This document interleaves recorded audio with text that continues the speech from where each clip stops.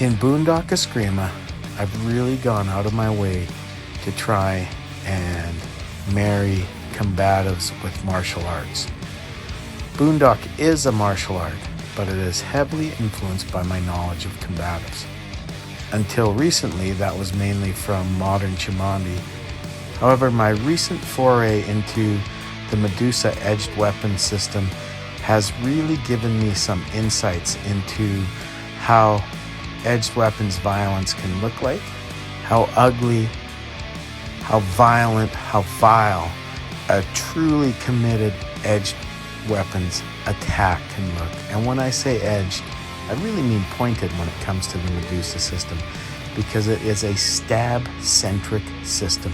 When it comes right down to it, the way you're trained to attack and assault an individual in the Medusa system is terrifying and ugly. And no sane person would ever want to do this to another person. But if you want to understand combatives, and if you want to understand how to survive extreme violence, you need to understand things like the Medusa system. You need to practice it so you can come up with ways to counter it. It is a dose of reality that I think every martial artist should have. And this is why I love to study things like the Medusa system. I love to understand them because it helps me understand better how to defend and how to train myself to be able to survive in some of the worst case scenarios. I mean, give myself a chance anyway, because let's face it, if someone attacks you with a knife, you're gonna probably be wounded. You may just die. This is the reality of knife assault. This is the reality of what happens in the real world when someone attacks viciously, relentlessly, and with full intent to kill you. Not many martial arts systems train for this. And it's hard to train for this. It's so injurious to be going hard all the time. As an old geezer, I have to be real careful. But at the same time, I'm in this to teach people how to survive. I'm in this to try to give myself a better chance to survive. And that's why I think I want to keep to that middle ground between martial art and combatives. I really base most of my martial arts on pugilism, as I've stated so many times before. And pugilism is a great base for combatives. Pugilism teaches you to be tough, teaches you to overcome pain, teaches you to be fit, or helps you get fit.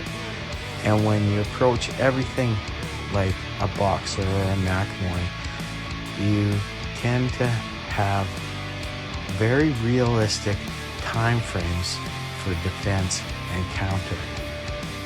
I know a lot of martial arts have multiple moves for a single attack, which may not be realistic in the time frame of a real strike.